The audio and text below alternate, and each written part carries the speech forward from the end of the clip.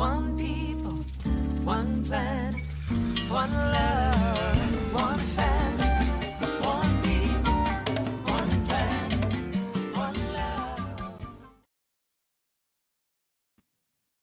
Hello, and welcome.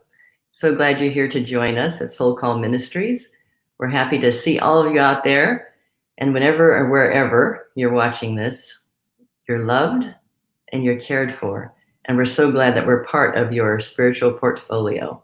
So welcome. So today we have a wonderful time planned for you. We'll have Sifu Master Helen Yi to do Qigong with us, and we'll have Robin Hackett singing a song called This is the Moment after the talk, which is amazing and wonderful. We'll go into meditation right after the Qigong, and we'll have a beautiful song by Edika Leckett and Lisa Ferrero. So dive in with us and enjoy. Closing your eyes, feeling all of the wonderful chi, looking out into the horizon, feeling appreciation and gratitude for this world and your body. And here, raising your arms up to shoulder height, opening the Laogun points in the center of the palm, focusing your concentration on chi coming into the Laogun, drawing it into the body, pushing out, extending to the macrocosmic universes of energy, drawing it in with the mind's intention, feeling the chi energy coming into the body, nourishing all the cells, all the systems of the body, and so forth. Drawing it in again, feeling it fill up the wonderful energy within. From here, relaxing the wrist, bringing your arms parallel to the body, bending the wrist, opening the Laogun, centers in the palm, drawing the chi in, feeling that macrocosmic, microcosmic connection, expanding outwards, allowing the body to just bring it all in, feeling it in, filling it up, expanding out, relaxing, drawing it in,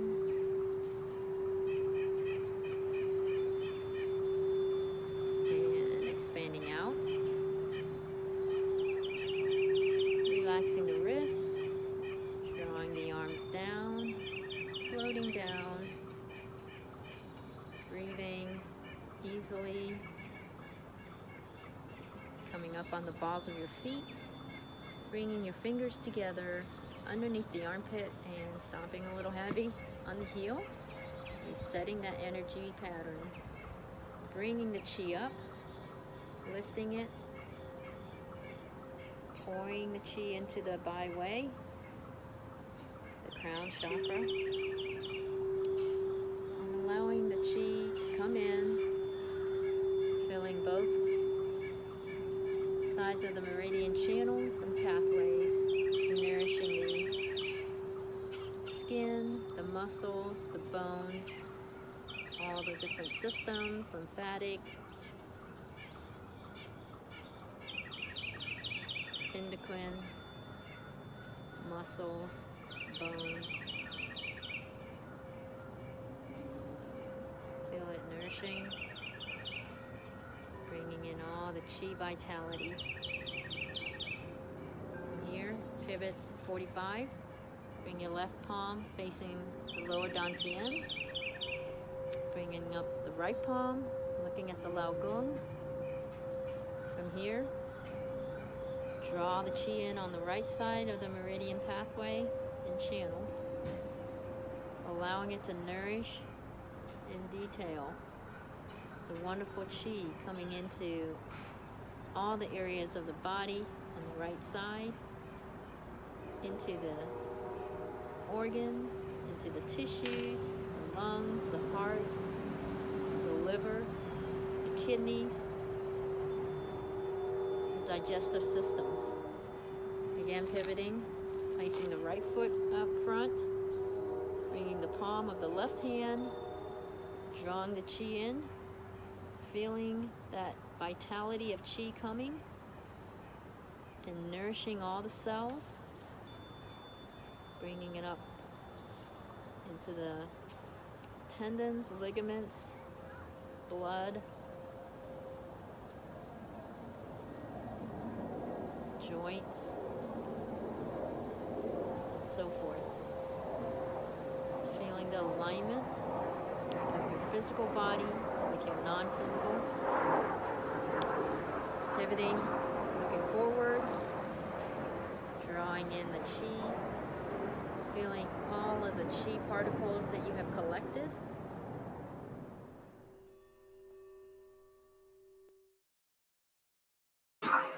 Forward.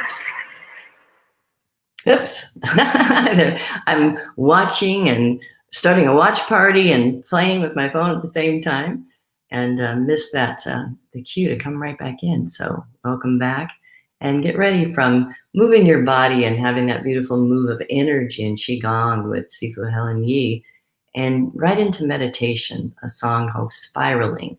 And we like to set you up so that when we then share the message, that your body is fully present and you're fully present with your energetic self ready to receive. So enjoy this meditation.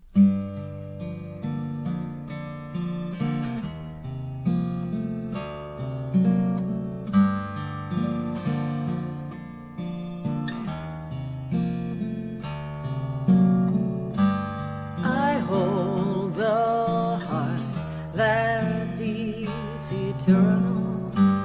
I hold the heart that beats eternal. I hold the heart that beats eternal.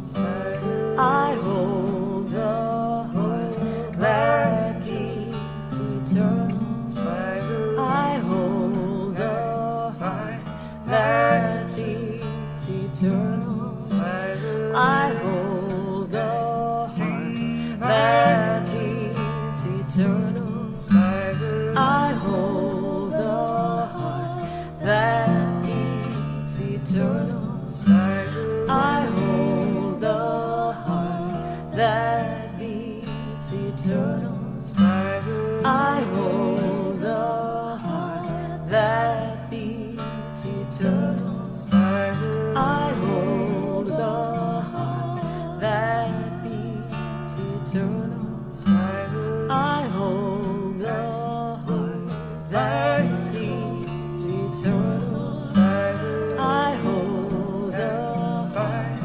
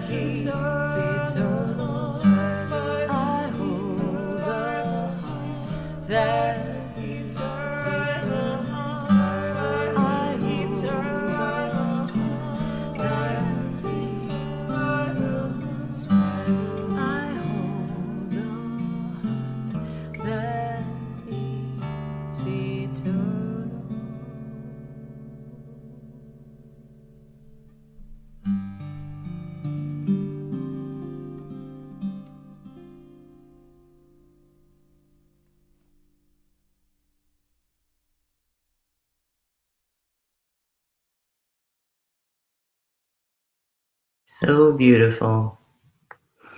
Thank you for that, Erika Laquette and Lisa Ferrero, and our wonderful Natalia behind the scenes, making that happen for us. The heart that beats eternal. Something else that is eternal from the beginning of the time of recorded history of mankind is storytelling. We tell stories, we've been told stories, we live stories, and we retell stories. And it's important what the actual content of those stories are, because they get repeated and repeated and repeated, and they create grooves in our minds. They create grooves in our hearts.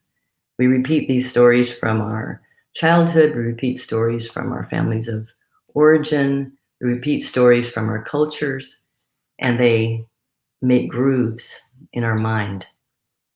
So the stories that are surrounding us today are so many and so deep and so complex that sometimes it makes sense just to go back to something simple and remember that in every story we are the character, we are the antagonist, we are the hero, we are the one who has the awakening.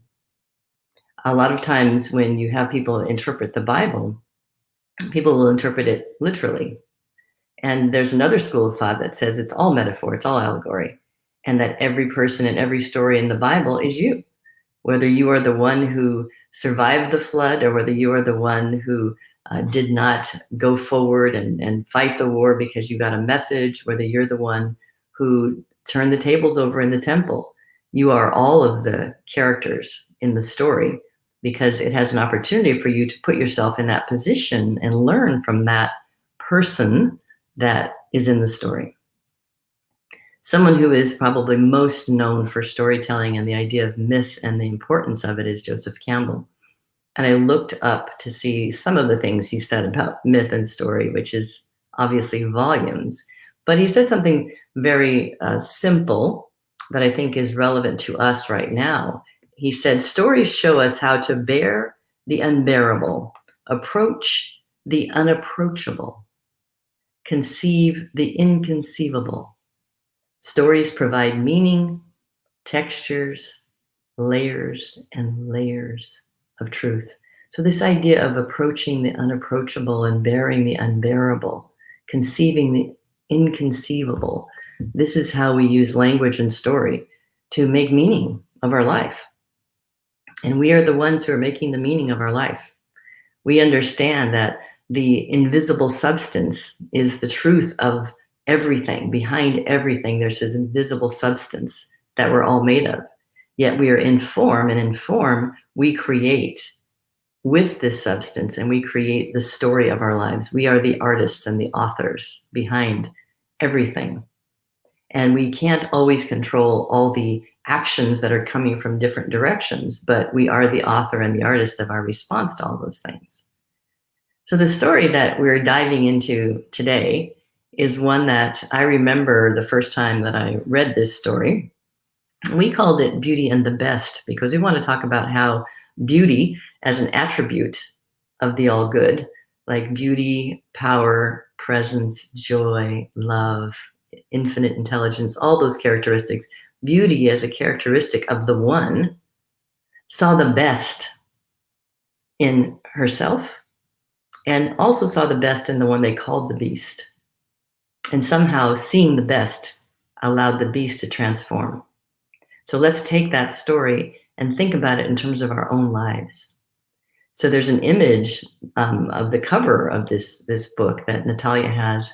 And the very first scene of this Beauty and the Beast is where the father of the one called Belle, who's considered the beauty, sees some gorgeous roses because he liked to explore in different areas and even in the deep forest and find things because he was a merchant and would travel many places.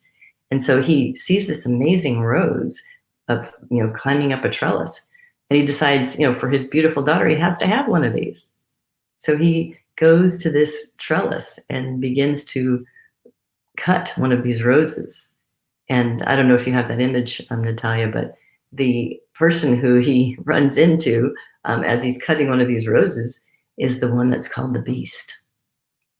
So he gets into trouble because this beast has been the person who became this image of the beast because of a toxic thought. And then in the story, of course, they call it a curse. But what we learned was he was believing in the separation of himself from others. He saw himself as more better than everyone else. And then when someone came and asked him for some help, he really dismissed that person as not being worthy of his attention or time. And so the consequence of him not recognizing the unity of himself with that person, and she was considered a poor hag, I think is the term that they use in the book. He didn't see his oneness with that person. He saw only separation. And so she gave him that experience of being separate and gave him the experience of his exterior reflecting how he was behaving inside with these sort of animal instincts of separation and kind of fighting and warlike mentality, as if others were always prey and not necessarily, equal with him. So he has this experience.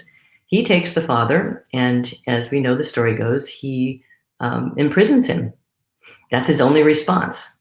As he's living out this aspect of himself as the beast, he's begun to believe this himself and is behaving as that, even though he still has his own essence inside. His frustration at the consequences has led him to behave in a way that his only relationship with another being is to jail them, imprison them. Now, what we know he really needed was to have relationship with. He may not have recognized it, but what he was really missing was connection with people. And nothing in his life was a human being. Everything in his life had changed into objects, the way he had treated people and things.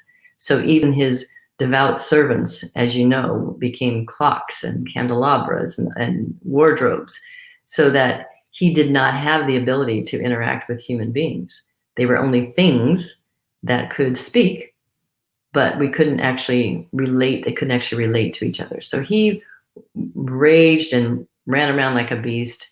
And then Belle, this beauty, as they called her, she's back in the village, and she found the village very provincial. And what was she after? In her consciousness, she was constantly reading books and looking for adventure. She wanted to have a different experience of life. She thought the small village life of people just moving from meal to meal to meal and task to task to task. And then the villain of the story wants to marry her and just have her stay in that provincial life and go from meal to meal to meal and task to task to task. And she's not interested in this. So she calls into her experience this idea of going to rescue her father. And so she, on her own, as you know, goes into the forest on a horse by herself, into this deep forest where there are wolves and darkness and things that may be threatening to her.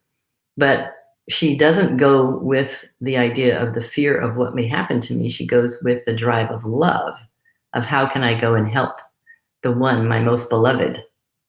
So I am going to put myself where he is. And so she arrives. She arrives at the magical castle. She arrives at that place where she's able to go inside and see the exterior expression of someone else's dream of themselves, which is that they are a beast and everything has turned into sort of magical, inanimate, but animated objects. So she experiences this, but her determination and her focus is to go and save her father. So she sees this magical experience and notices it and is inspired by it and awed by it, but not stopped by it. She continues down the path to do what she intended to do. So she reaches the father and she meets the beast. And the first expression she has is that she looks at him and has a little bit of cowering, but then immediately she takes another look and begins to speak to him as another being and says, "Let me have my father back," and appeals to him. And of course, we know that there's an exchange with them, and ultimately she does get her father freed, and she ends up being the prisoner of the beast. But then as the Disney version turns it into a musical, we know that there's something that happens between them. And in the song, it says, neither one prepared, both a little scared. Because what happened to them is that she, as beauty, as source, was able to see through this exterior consequence of how that person had been thinking and believing to a greater truth. That behind all of that, there was this essence of a person who was fearful of being locked into this experience for the rest of his life. And she continued to see what was beautiful and possible in that circumstance, in spite of the incredible exterior. There's another scene in that story that I think is really important. We remember how much Belle loved the library and books. At the very beginning, she's reading a book. The beast shares with her his library as a gift, really, because he recognizes how much she loves knowledge. And then he remembers his own love of knowledge and what he knows. He's beginning to remember who he is. So he is on the journey with her. Yes, she did first treat him as something greater than the beast that he appeared to be. But then he began to respond from that place in him that was greater than how he was showing up and expressing right then. So how does this relate to our life? Where in our lives are we the beauty? Where in our lives are we the beast? Where in our lives are we able to see through the other and recognize that there is an essence and a shared source and a shared divinity, regardless of how scary they seem, regardless of how they're behaving in that moment? How do we do this in our lives? Is it a little scary? Sometimes it is. To face that aspect of the other that looks like something terrifying, that looks like it could harm us, that looks like it intends to harm us. And is there risk? There's always risk. But is there something greater than the fierceness of our own love? Can the beast expressing be fiercer than our own love? It's an experiment and a story that I'm willing to lean into, to make that my way, to face things that look like they're not like me, that scare me a little, but to see through that exterior to something greater and speak to that something greater and trusting that that something greater will ultimately answer me. So where in my life can I bring that beauty to what looks like the beast? Where in my life can I bring that beauty to bring out the best? I bring my best. I bring my beauty. I bring my love, power, presence, intelligence to what looks like the beast, and the best emerges because it's transformed. Where in my life can I transform the beast? And we might be thinking it's the other that we're trying to transform. But it's the beast in me. It's the place in me that recognizes something as beast that needs the transformation. So that what I see is through to the truth. Not easy, possible, absolutely. And what a greater hero's journey than this, to see the world free from an interior toxic idea that the other is a beast. To be free of the idea that there is something greater than fierceness of love. So may you be able to, as I work to be able to, transform in myself any aspect of the beast so that I am able to see the beauty and the power and the presence and the best of every person on this planet. No exceptions. Let that be your way. Thank you. And let us dive into a beautiful piece of music about this is the moment.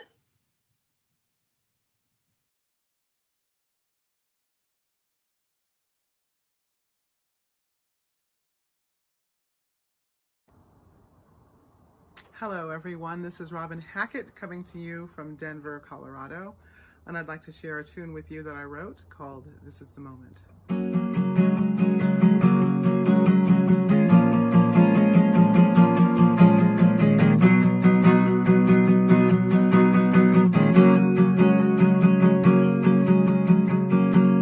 This is the moment. This is the hour. Time to put everything on the line, yeah. And I am the answer. I am the reason. I'm a believer. It's all inside of me.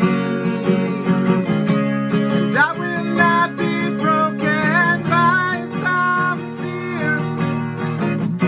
And I will not stand still again. And I won't fall apart like all those times before. 'Cause I won't take it anymore. 'Cause this is a revolution. I am a changer. I am the master of all I see. And I'm the beloved. I am a lover. I am the spirit inside of you and me. And I will not be broken by some fear. And I will not stand still again, no.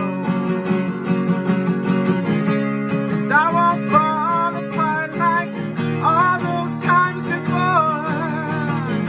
'Cause I won't take it anymore.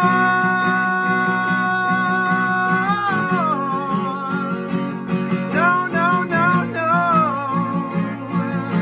No, no, no. No, no. I will no longer compromise my life. I will no longer waste so much time. 'Cause I know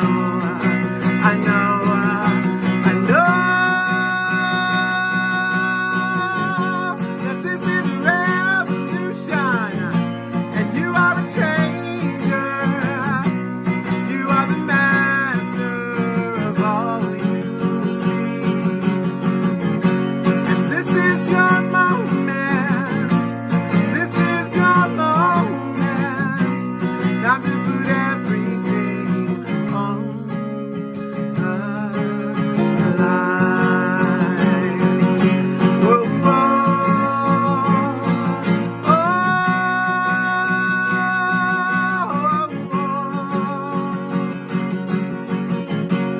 This is your moment. This is your moment.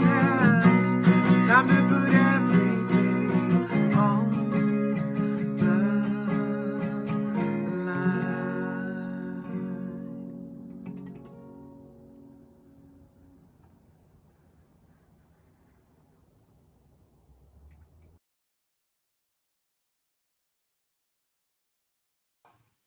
This is your moment. Everything on the line. I love it. A revolution where we're the lover and the changer and the master of what we see. Thank you, Robin Hackett. That was so timely and beautiful. I could listen to it over and over again. So we thank you so much for being here with us, and we hope that you received something that fed your soul today. And we love to be in circulation with you, so please consider donating to soulcallministries.org/donate. We would love to receive from you so we can continue to circulate these ideas and these concepts and ways to help raise the consciousness of each of us so that we show up into the world as our absolute best. So we appreciate the gifts that we've been receiving, and We thank you so much in advance for what you continue to give to SoulCall. We also love to share prayers with you. So if you have something you would like us specifically to pray on with and for and as you, please send your prayer to prayers@soulcallministries.org. So that's prayers@soulcallministries.org. And there's a team of us who will be paying attention, and through the connection and the consciousness, we'll be holding the highest watch for you. We also would love you to register for classes with SoulCall. So we try to provide as much as we can, again, to be part of your spiritual portfolio. And we have right now the Vortex, the work of Abraham Hicks, Law of Attraction. That's going to start just a week from tomorrow with Lisa Ferrero, our wonderful founder. And it starts Monday the 19th. There's more information on our website. You can see the scrolling right below you, /classes, soulcallministries.org/classes. And we also have a really exciting thing. There's a one-day workshop called Science and the Afterlife. Saturday, October 31st. We know what that day is, All Hallows Eve, from 11 to 2. And it's with Dr. Barry Bates. You register on the website for that special time. We love to explore all kinds of ideas and, again, to expand our minds and elevate our consciousness. And also, we'd love you to go on the website and sign up for our newsletter. We spend a lot of time, and there's wonderful contributors who have tidbits to share. And in this day and age, and all the time, we can always use a lift and our focus, our attention on something that's good. And SoulCall Ministries is doing good in the world through you and through our community organizations that we support, and through the Soul Squad. There's so many wonderful activities happening here. So one more, Friday, October the 30th, Boo Zoom. So we're going to do ghost stories and dress up. So if you are missing your opportunity for a Halloween party of a kind, so dress up, get on Zoom. It's going to be live, and you're going to bring us your stories. So we love to do that. So you can just kind of imagine a virtual campfire, and we're telling our wonderful stories. So we'll be live on Zoom. One other thing I'd like to mention that's coming up for us is November. And SoulCall Ministries, in conjunction with Inspiration Gatherings, is going to host a wonderful day of healing for our hearts. So look for that. After the election, we will have a time to come together, regardless of the outcome, and be able to heal, to be ready to move forward and do the work that needs to be done, because we know that elections are only the beginning of a new cycle. And there's so much for us to do together to make this a world that works for everyone. And then you can also mark your calendars for December the 7th, because we're going to have get to live stream through SoulCall Ministries, the 16th annual Jazz Up the Holidays show. So a lot planned. And please make sure that you like us on Facebook and you connect to our newsletter so you can stay on top of all these amazing opportunities to lift your spirit and raise the consciousness of all those around us. Thank you so much for being with us today, and know that always, always, always, you are loved.